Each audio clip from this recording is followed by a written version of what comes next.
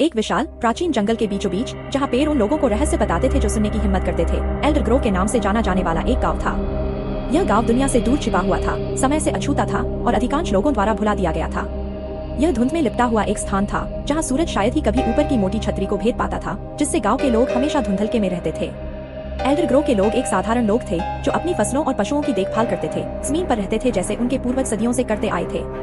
लेकिन गांव के बारे में कुछ ऐसा था जो बेचैन करने वाला था, एक छाया जो उस पर मंडरा रही थी। गांव वालों ने एक अभिशाप के बारे में बताया जो एल्डर ग्रोव को तब से परेशान कर रहा था जब से कोई याद कर सकता है।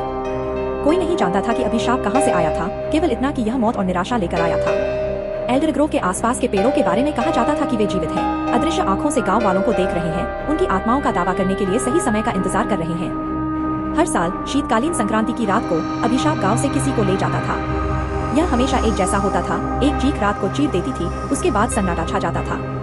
अगली सुबह एक ग्रामीण बेजान पाया जाता था, उनका शरीर अप्राकृतिक तरीकों से मुड़ा हुआ था, उनकी आंखें भय से खुली हुई थी। गांव के बुजुर्गों ने युवाओं को चेतावनी दी कि वे अंधेरे के बाद जंगल में न जाएं, क्योंकि उस समय छाया सबसे मजबूत होती है।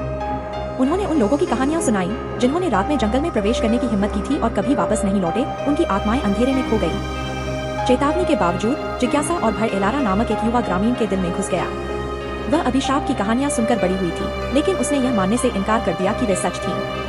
वह अभिशाप के बारे में सच्चाई को उजागर करने और इसे हमेशा के लिए समाप्त करने के लिए दृढ़ थी। शीतकालीन संक्रांति की पूर्व संध्या पर एलारा ने अपना साहस जुटाया और एक ऐसा निर्णय लिया जिसने एल्डर ग्रोव के भाग्य को हमेशा के लिए बदल दिया। केवल एक लालटेन और एक छोटे खंजर से लैस होकर वह जंगल में चली गई और अपने भीतर छिपे अंधकार का सामना करने के लिए दृढ़ संकल्पित थी। जैसे जैसे एलारा जंगल में आगे बढ़ती गई, हवा ठंडी होती गई और छायाएं उसकी ओर बढ़ती हुई प्रतीत हुई, मानो उसकी उपस्थिति की ओर आकर्षित हो रही हों। पेड़ों ने उसका नाम फुसफुसाया, हर कदम के साथ उनकी आवाज तेज होती गई। लेकिन वह आगे बढ़ती रही, उसका संकल्प अटल था।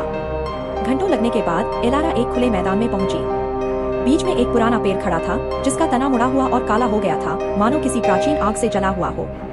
पेड़ के चारों ओर की जमीन बंजर थी और हवा सड़न की बदबू से भरी हुई थी। एलारा को पता था कि यह अभिशाप का केंद्र था।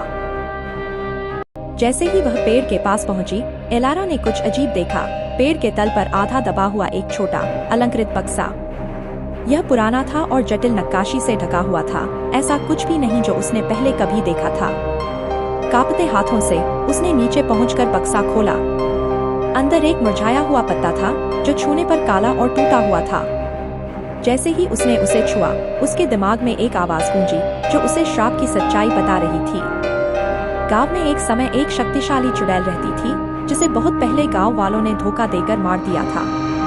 अपनी अंतिम सांसों में उसने गांव को श्राप दिया था और कसम खाई थी कि जब तक उसका बदला पूरा नहीं हो जाता, तब तक उसके लोग कभी शांति नहीं पा सकेंगे। एलारा जानती थी कि उसे क्या करना है। उसने पत्ता लिया और उसे पेड़ के नीचे रख दिया, जहां मिट्टी सूखी और फटी हुई थी। फिर वह घुटनों के बल बैठी और अपने हाथों से खुदाई करने लगी। उसने पत्ते को धरती में रोपने का निश्चय किया।